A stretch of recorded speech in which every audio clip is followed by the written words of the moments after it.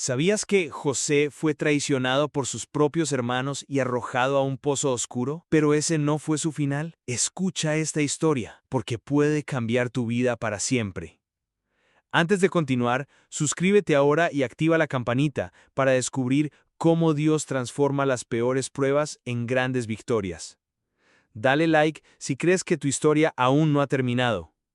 En un día caluroso en las extensas y polvorientas tierras de Canaán, un joven llamado José caminaba con paso ligero, su figura delgada recortándose contra el horizonte abrasador. Tenía apenas 17 años, una edad en la que muchos jóvenes pastores se preocupaban solo por sus rebaños. Pero el corazón de José era diferente. No estaba lleno de los pensamientos triviales de la juventud, sino de algo mucho más profundo y trascendente. Estaba colmado de sueños, visiones vívidas, que no eran producto de su propia imaginación, sino susurros directos del mismísimo Dios. El Altísimo le había mostrado un futuro grandioso, revelaciones que pintaban un destino tan elevado que, en su presente humilde, parecían casi imposibles. Veía gavillas de trigo inclinándose reverentemente ante la suya, como si la propia tierra y sus abundantes frutos reconocieran su autoridad, su liderazgo. Y luego, con una claridad aún más impactante, imágenes celestiales. El sol, la luna y 11 estrellas postrándose a sus pies. Una visión que resonaba con el poder de los cielos y prometía un lugar de honor y reconocimiento que pocos mortales podrían siquiera aspirar a alcanzar. Eran sueños que, sin que él lo entendiera completamente, ya estaban tejiendo el tapiz de su propósito divino. Pero la realidad inmediata de José era cruda y contrastante con esas gloriosas visiones. Lejos de ser un príncipe o un líder, era simplemente un joven pastor, el 11º hijo de Jacob, y, para colmo, el hijo amado. Era el fruto tardío de la vejez de su padre, y el primogénito de Raquel, la esposa que Jacob había amado por encima de todas. Esa distinción, ese amor desmedido que su padre le profesaba, se manifestaba de muchas formas, pero la más ostentosa era sin duda una túnica de colores brillantes, un regalo que no solo lo distinguía, sino que también marcaba una profunda y dolorosa brecha con sus 10 hermanos mayores. Para ellos, esa túnica no era un regalo de amor, sino un constante recordatorio de la preferencia de su padre, un símbolo irritante de su propio resentimiento. Los hermanos de José, endurecidos por el trabajo en el campo y consumidos por la envidia, no podían soportar ni los grandes sueños de su hermano, ni su túnica resplandeciente, y mucho menos el amor especial que Jacob le tenía. La envidia en sus corazones no era un sentimiento pasajero, era una llama viva, un fuego abrasador que ardía sin control, imposible de apagar con el tiempo o la distancia. Cada vez que veían a José, la chispa de su resentimiento se avivaba, transformándose en una animosidad profunda, un rencor silencioso y un deseo creciente de deshacerse de aquello que le recordaba su propia insignificancia a los ojos de su padre. Mientras José se acercaba a ellos ese día fatídico, con su túnica ondeando suavemente al viento, los hermanos lo divisaron desde lejos.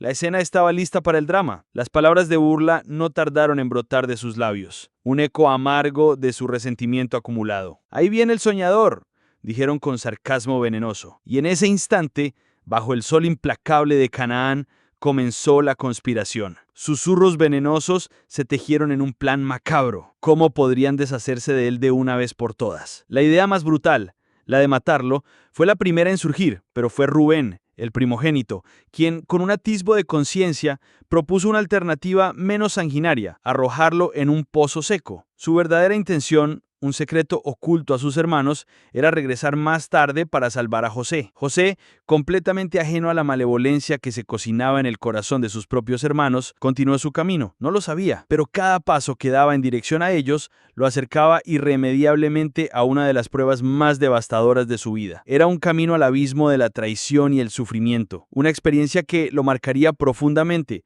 pero que, paradójicamente, lo prepararía de una manera que solo Dios podía orquestar para el cumplimiento de su increíble y elevado destino. Con la investidura de Faraón, José asumió su gigantesca tarea. Recorrió toda la tierra de Egipto, no como un turista, sino como un administrador diligente y un visionario divinamente guiado. Durante los 7 años de abundancia, las cosechas fueron más allá de toda expectativa. La tierra produjo con una generosidad asombrosa, como nunca antes se había visto. José, con una previsión meticulosa, no desperdició ni un solo grano. Recogió todo el exceso de alimento de esos años buenos, almacenándolo en vastos graneros construidos estratégicamente en cada ciudad. La cantidad de grano era tan inmensa que finalmente dejaron de medirlo, pues era incalculable, como la arena del mar. Y entonces, tal como José había profetizado, llegaron los 7 años de hambre. No fue una sequía local, sino una hambruna universal, que se extendió por todas las tierras circundantes. Las cosechas fallaron, los campos se secaron y la desesperación comenzó a cundir. Pero en Egipto la situación era radicalmente diferente. Gracias a la sabiduría y la obediencia de José, había alimento en abundancia. Cuando el hambre se hizo más severa en Egipto, la gente clamó a Faraón por pan, y Faraón les dio una sola instrucción, una frase que resonaría en la historia: «Id a José y haced lo que él os diga». Así, José abrió todos los graneros y comenzó a vender grano a los egipcios. Pero la hambruna no se limitó a Egipto. Era tan severa que todas las naciones venían a Egipto para comprar grano a José porque el hambre arreciaba por toda la tierra. Egipto se convirtió en el único refugio, el único lugar de provisión en un mundo hambriento. Mientras tanto, en Canaán, la hambruna también golpeaba con fuerza a la familia de Jacob. Al enterarse de que había grano en Egipto, Jacob envió a sus 10 hijos mayores a comprar alimento. Y así los hermanos de José, aquellos que lo habían traicionado y vendido como esclavo, emprendieron el viaje. Cuando llegaron a Egipto, se presentaron ante José, quien en ese momento era el gobernador de toda la tierra. Ellos, sin reconocerlo en absoluto bajo su vestimenta egipcia y su autoridad, se inclinaron ante él con sus rostros a tierra, cumpliendo sin saberlo los sueños proféticos que José había tenido en su juventud. Las gavillas y las estrellas se habían postrado. José los reconoció al instante, a pesar de los años y el cambio en su propia vida, pero no reveló su identidad de inmediato. En cambio, los trató con dureza, los acusó de ser espías y los sometió a varias pruebas. Todo parte de un plan divino para probar sus corazones y traer a Benjamín, su hermano menor de la misma madre, a Egipto. Fue un proceso complejo, lleno de encuentros, acusaciones y el ocultamiento de una copa de plata en el saco de Benjamín, todo para orquestar la reunión definitiva. Finalmente la tensión se hizo insoportable. Al ver la angustia de sus hermanos, especialmente la de Judá, que se ofreció como esclavo en lugar de Benjamín, José no pudo contenerse más. Mandó salir a todos los egipcios de la sala y, llorando a voz en cuello, se reveló a sus hermanos: «Yo soy José, vuestro hermano, el que vendisteis para Egipto». El impacto fue devastador. Sus hermanos, petrificados por el miedo y la vergüenza, no pudieron responder. Pero José, con un corazón transformado por Dios, los consoló. Les dijo las palabras que encapsulan el mensaje central de esta historia: «Ahora pues, no os entristezcáis ni os pese el haberme vendido acá, porque para preservación de vida me envió Dios delante de vosotros. No me enviasteis acá vosotros, sino Dios». Esta frase es la cúspide de la fe de José. Él entendió que la traición, la esclavitud, la prisión, todo lo que había sufrido no fue un accidente, sino parte del plan soberano de Dios para salvar a su familia y, a través de ellos, preservar la línea que llevaría al Mesías. Faraón, al enterarse de la llegada de la familia de José, los invitó a instalarse en la mejor tierra de Egipto, la región de Gosén. Así, José trajo a su padre Jacob y a toda su familia a Egipto, salvándolos de la hambruna. La historia de José es un testimonio vivo del poder de Dios para transformar el dolor en propósito. Lo que el hombre intentó para mal, Dios lo usó para bien. Cada traición, cada acto de injusticia fue un escalón en el camino hacia un destino divinamente orquestado. Quizás hoy no entiendes lo que está pasando en tu vida. Las lágrimas corren, las fuerzas fallan y sientes que Dios está en silencio. Pero escucha bien, con toda la atención de tu corazón. Dios no te ha olvidado. Lo que otros usaron para hacerte daño, lo que el enemigo diseñó para destruirte, Dios, en su infinita sabiduría y amor, lo usará para tu bien, para tu elevación, para tu propósito y para la gloria de su nombre. Recuerda, aunque estés en el pozo, aunque parezca oscuro y frío, el propósito de Dios para ti sigue intacto. No hay traición, ni injusticia, ni olvido humano que pueda frustrar la voluntad divina. Levanta tu fe, porque el pozo no es tu final. Es solo el comienzo del milagro que Dios hará en tu vida. Es el preludio de tu propia historia de transformación y victoria. Tu historia, al igual que la de José, aún no ha terminado. Si esta historia tocó tu corazón, si sientes que Dios te ha hablado hoy, escribe en los comentarios con toda convicción. Mi historia no termina aquí. Queremos leer tus testimonios. Suscríbete ahora mismo a nuestro canal y comparte este video para que más personas encuentren esperanza, para que más almas descubran que incluso en la oscuridad más profunda, el plan de Dios sigue en ti. Amén. Lo que sucedió a continuación fue un torbellino de crueldad y desesperación. Cuando José finalmente llegó hasta donde estaban sus hermanos, la furia contenida por tanto tiempo estalló. No hubo piedad, ni una sola palabra de advertencia.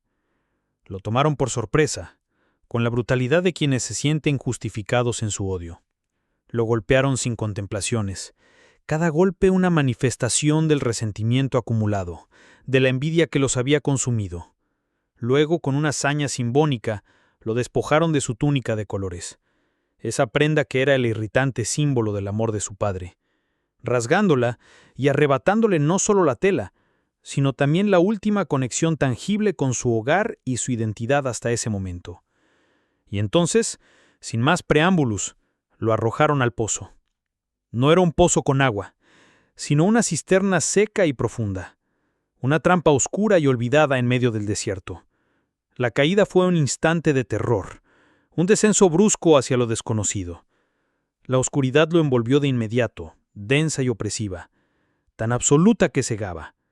El silencio, en lugar de ser un alivio, era tan pesado y abrumador que José podía escuchar el latido acelerado de su propio corazón, resonando en sus oídos como un tambor de angustia. Allí, en la fría y húmeda soledad del fondo, yacía José.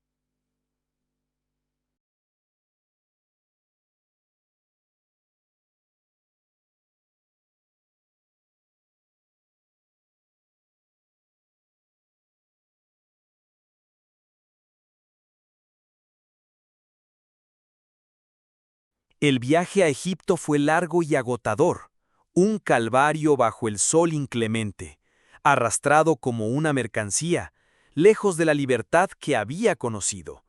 José, el soñador con túnica de colores, ahora era un esclavo, propiedad de mercaderes que solo veían en él una fuente de ingresos. Finalmente, la caravana llegó a su destino, y en el bullicioso mercado de esclavos de Egipto, José fue vendido. ¿Quién lo compró?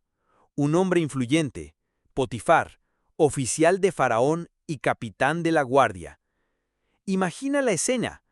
De ser el hijo predilecto, mimado y libre, José se encontró de repente sirviendo en la casa de un egipcio pagano, sometido a una vida de obediencia forzada, sin voz ni voto. Muchos se hubieran hundido en la desesperación, en el resentimiento más amargo. La lógica humana dictaría que José se sintiera completamente abandonado, que su fe se quebrara bajo el peso de la injusticia. Pero aquí radica una de las verdades más poderosas de esta historia. A pesar de su situación, la Biblia nos dice que el Señor estaba con José. Esta frase tan simple, pero tan profunda, es la clave para entender su resiliencia. No decía que José no sufriera, que no extrañara su hogar, o que no sintiera el peso de su esclavitud. Decía que en medio de todo, la presencia de Dios no lo abandonó. Y esa presencia se manifestó de una manera tangible. Todo lo que José hacía prosperaba. No era la prosperidad del ocio o la riqueza inicial, sino la prosperidad de la eficiencia, la sabiduría y la bendición divina en cada tarea, por humilde que fuera. Potifar no tardó en darse cuenta de esto. Observó la diligencia de José, su capacidad para organizar, para resolver problemas, para que cada aspecto de su trabajo rindiera frutos extraordinarios. Era evidente que había algo especial en este joven esclavo hebreo. No era solo habilidad, era una bendición que lo rodeaba. Esta percepción llevó a Potifar a una conclusión vital. Dios estaba con José, y por causa de José, la propia casa de Potifar prosperaba. Era una verdad innegable, visible en el aumento de sus bienes, en el orden de su hogar, en la fluidez de sus negocios. Movido por esta constatación, Potifar confió cada vez más en José. Lo ascendió rápidamente, dándole más y más responsabilidades. Eventualmente lo nombró mayordomo de toda su casa. Esto significaba que José no solo supervisaba a los demás esclavos y sirvientes, sino que tenía el control total sobre todas las posesiones de Potifar. Desde los bienes materiales hasta la administración diaria, todo estaba bajo la mano de José. La única excepción era la comida que Potifar comía, un detalle que subraya la inmensa confianza depositada en un esclavo. Imagina la escena.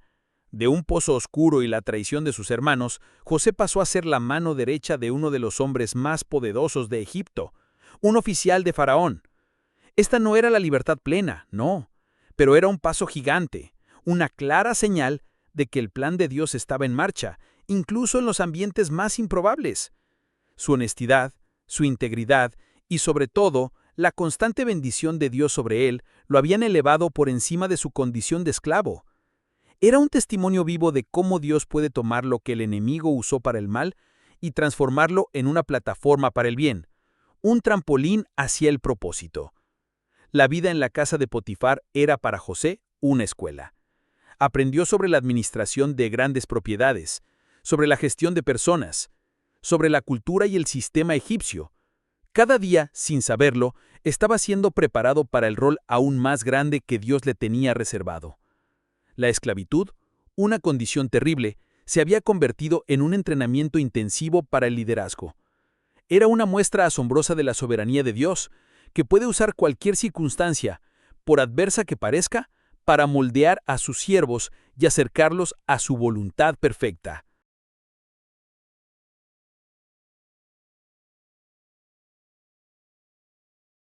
José, con su talento y la bendición de Dios sobre él, no solo crecía en autoridad, sino también en apariencia. La Biblia nos describe a José como un joven de hermoso semblante y buena presencia. Esta cualidad, sumada a su integridad y su posición de mayordomo, lo hizo notable en la casa de Potifar. Sin embargo, lo que para muchos sería una bendición, se convirtió en la puerta de entrada a la siguiente y más cruel de sus pruebas. La esposa de Potifar, una mujer con tiempo de sobra y una moralidad cuestionable, comenzó a fijarse en José. Sus ojos se llenaron de deseo y no tardó en intentar seducirlo. Día tras día, la mujer acosaba a José con sus propuestas indecentes. Con una persistencia implacable, le decía, «Acuéstate conmigo». Pero José, a pesar de su juventud y de estar en una posición de vulnerabilidad como esclavo, demostró una integridad inquebrantable y una fidelidad a Dios que pocos hubieran exhibido. Él no solo se negaba, sino que le explicaba sus razones con claridad y convicción. «¿Cómo podría yo hacer algo tan malo y pecar contra Dios y contra mi Señor?», le decía. «Mi Señor ha puesto todo en mis manos, y no hay nadie en esta casa mayor que yo, excepto tú, porque eres su esposa». Su respuesta no era solo un rechazo, era una declaración de principios, una demostración de que su honor y su relación con Dios estaban por encima de cualquier tentación. La tentación, sin embargo, no cesó. Un día, la situación llegó a un punto crítico. José entró en la casa para cumplir con sus deberes y no encontró a nadie más allí. Era la oportunidad perfecta para la mujer. Ella lo tomó por su ropa, urgiéndole de nuevo, «Acuéstate conmigo». Pero José, con una determinación admirable, huyó. Dejó su manto en las manos de la mujer y salió corriendo de la casa, priorizando su pureza y su conciencia por encima de cualquier consecuencia. La reacción de la mujer fue inmediata y perversa. Furiosa por el rechazo y humillada por la huida de José, transformó su deseo en venganza. Gritó llamando a los hombres de la casa, y con un giro manipulador y cruel, acusó a José de haber intentado abusar de ella usando su propio manto como prueba. ¡Miren!, exclamó, «trajo a un hebreo para burlarse de nosotros. Vino a mí para acostarse conmigo y grité a gran voz. Y cuando él oyó que yo gritaba y levantaba la voz, dejó su manto junto a mí y huyó y salió».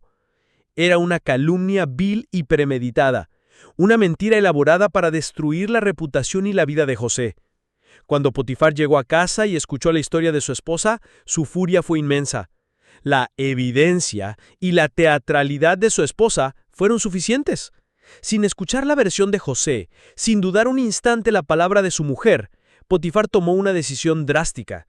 Mandó prender a José y lo metió en la cárcel donde estaban los presos del rey.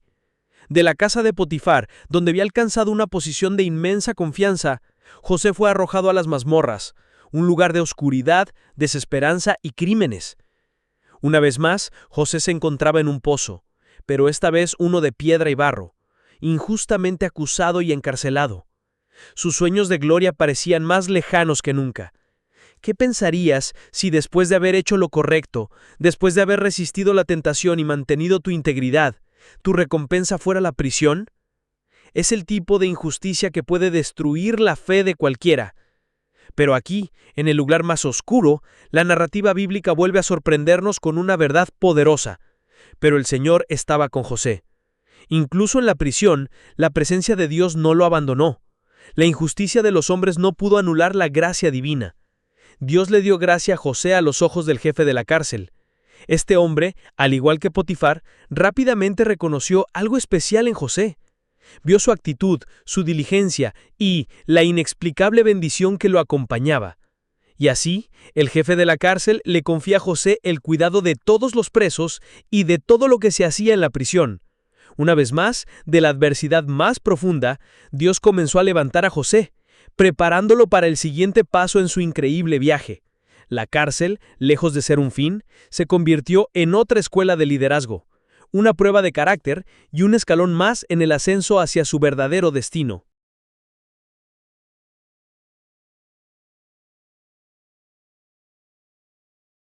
La prisión era un lugar de olvido para muchos, un fin de camino. Pero para José, seguía siendo parte del intrincado plan de Dios. Aunque estaba encarcelado injustamente, la bendición divina no lo abandonaba. Como ya vimos, el jefe de la cárcel reconoció su diligencia y su inexplicable habilidad para hacer prosperar todo lo que tocaba. Le confió la administración de la prisión y el cuidado de los demás presos, una señal más de que incluso en la adversidad, Dios estaba moldeando a José para un propósito mayor. Fue en este inusual ascenso dentro de la cárcel donde José se encontró con dos figuras importantes, el copero mayor y el panadero mayor del faraón. Ambos habían sido arrojados a la misma prisión por haber ofendido a su rey. Una noche, mientras estaban bajo la custodia de José, cada uno de ellos tuvo un sueño vívido y perturbador que los dejó angustiados.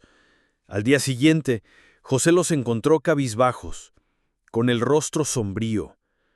Con su habitual empatía y la sensibilidad que Dios le había dado, José les preguntó, ¿por qué están hoy tan tristes vuestros semblantes? Los dos hombres le contaron sus sueños, incapaces de interpretarlos y abrumados por la falta de un intérprete. Fue entonces cuando José, con una fe inquebrantable, les dijo la poderosa verdad que había aprendido una y otra vez en su propia vida. ¿No son de Dios las interpretaciones? Ruego que me las contéis. José sabía que la sabiduría no venía de él, sino del creador de los sueños. Primero, el copero mayor compartió su sueño. En mi sueño vi una vid delante de mí, y en la vid había 3 sarmientos, y como brotaba, echaba flores, y sus racimos maduraban uvas.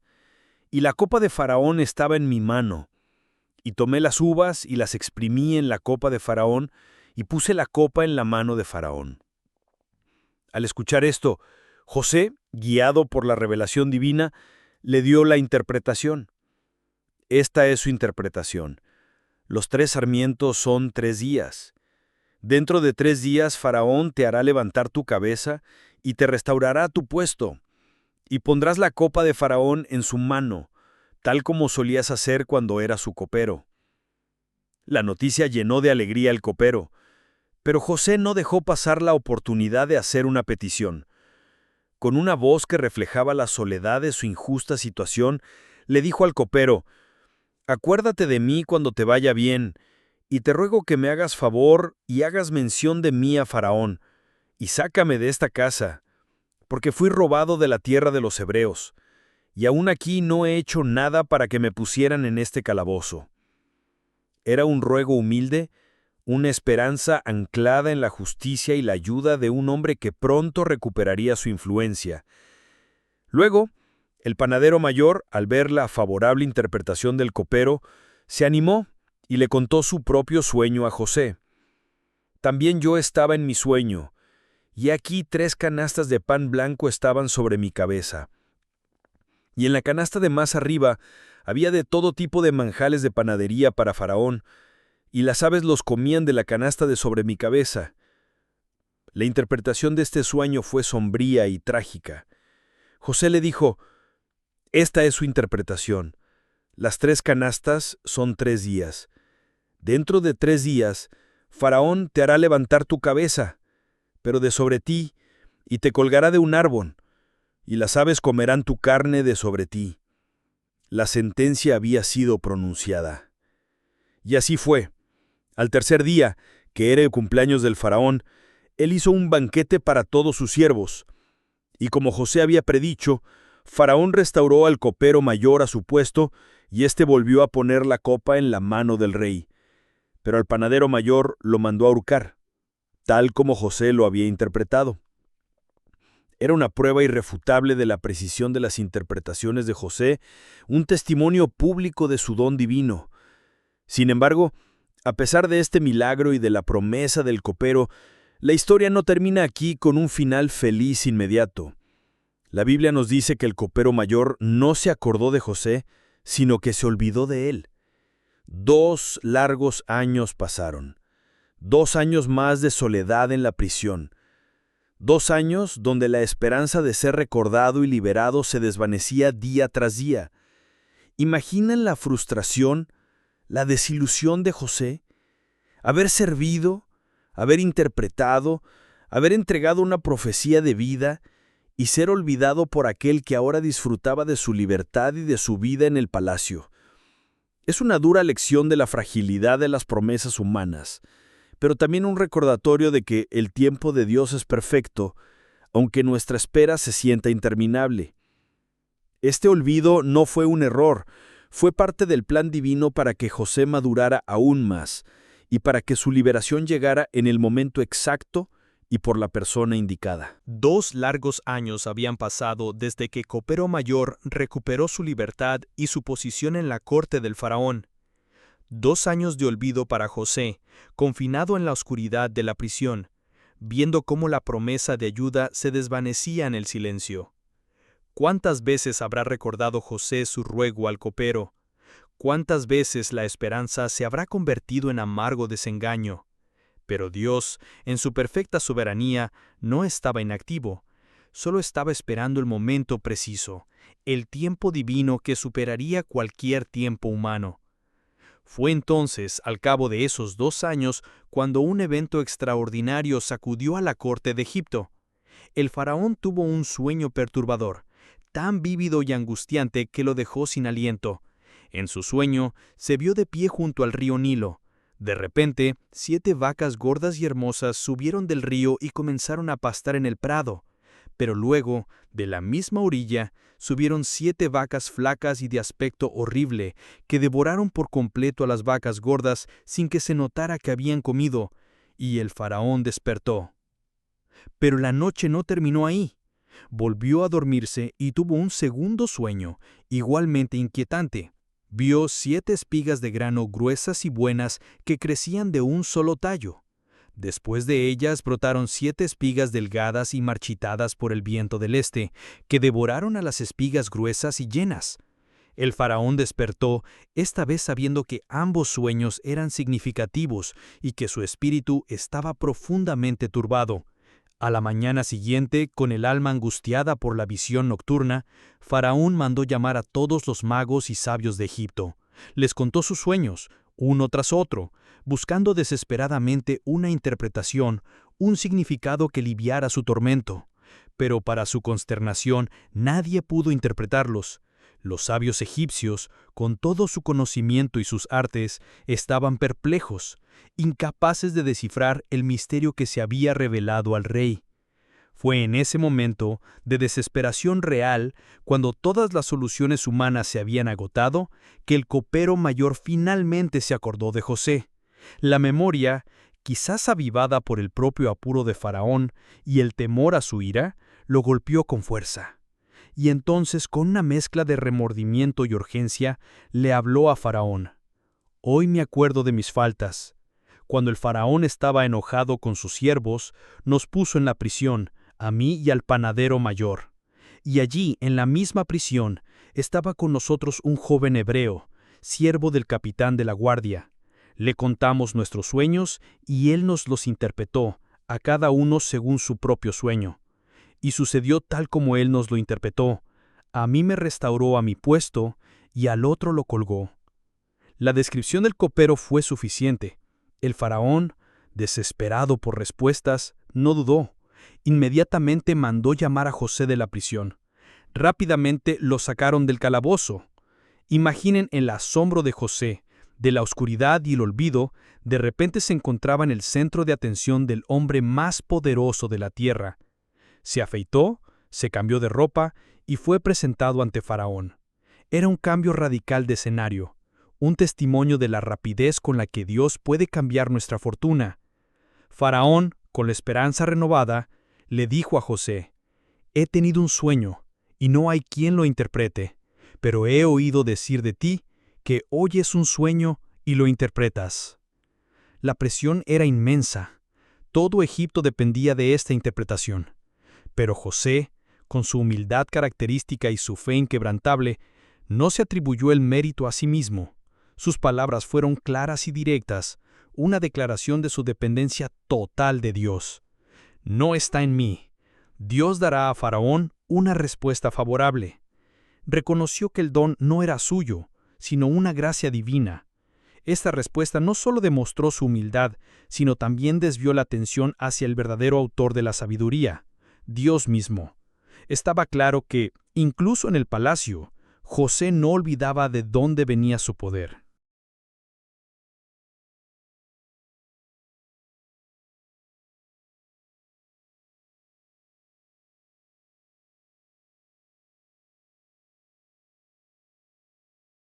Con la humildad que solo la dependencia de Dios puede dar, José se paró ante el faraón, el hombre más poderoso del mundo conocido.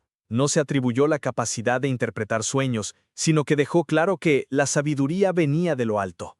«No está en mí». Dios dará a Faraón una respuesta favorable, le dijo.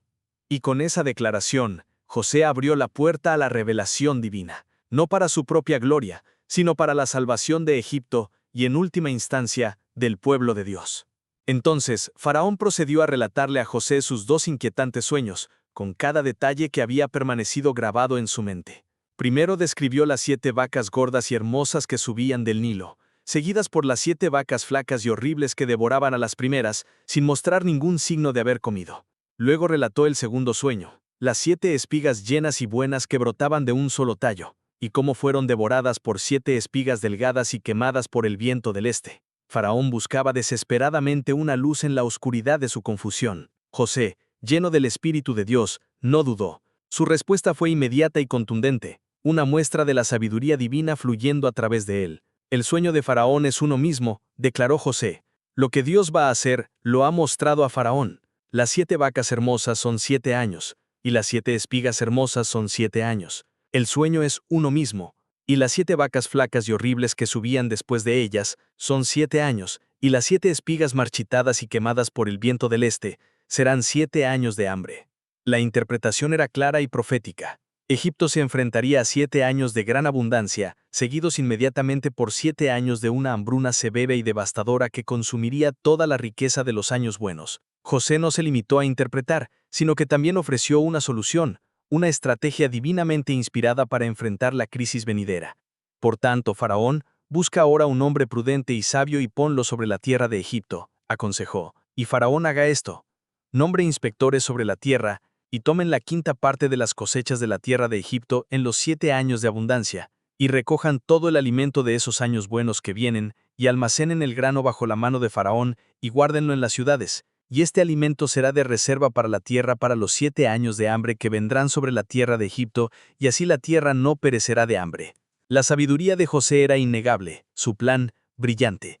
No solo había interpretado los sueños, sino que había provisto una solución práctica y providencial para la supervivencia de toda una nación. Faraón y todos sus siervos quedaron asombrados. La presencia de Dios en José era tan evidente que no pudieron negarla. Entonces, Faraón se dirigió a sus siervos con una pregunta retórica llena de admiración. ¿Hallaremos a otro hombre como este en quien esté el Espíritu de Dios? La respuesta era obvia, y dirigiéndose directamente a José, con una solemnidad propia de los reyes, Faraón declaró: «Puesto que Dios te ha hecho saber todo esto, no hay nadie tan prudente ni sabio como tú. Tú estarás sobre mi casa, y por tu palabra se gobernará todo mi pueblo. Solamente en el trono seré yo mayor que tú». En ese momento, la vida de José dio un giro radical y total. De un esclavo encarcelado, pasó a ser el segundo al mando de todo Egipto. Faraón selló su nombramiento con actos simbólicos de inmenso poder y prestigio. Le quitó su propio anillo de sellar del dedo y se lo puso a José, otorgándole autoridad real. Lo vistió con ropas de lino fino, un atuendo propio de la realeza y los altos dignatarios. Puso un collar de oro en su cuello, un símbolo de su riqueza y posición, y para colmo, lo hizo montar en su segundo carro más importante, mientras la gente clamaba ante él: «Doblad la rodilla». Faraón incluso le dio un nuevo nombre egipcio, Safnat Panea, y le dio por esposa a Senat, hija de Potifera, sacerdote de On, consolidando su integración en la élite egipcia. José, de 30 años de edad, salió de la presencia de Faraón. Habían pasado 13 años desde que fue arrojado al pozo, vendido como esclavo y encarcelado injustamente. 13 años de pruebas, de aprendizaje, de fe inquebrantable. El pozo no fue su final, ni la esclavitud, ni la prisión. Todo había sido un camino, un proceso de preparación orquestado por la mano soberana de Dios. Lo que sus hermanos habían usado para el mal, Dios lo había transformado en el medio para elevarlo a un poder sin precedentes, no solo para salvar su propia familia, sino para preservar la vida de incontables naciones.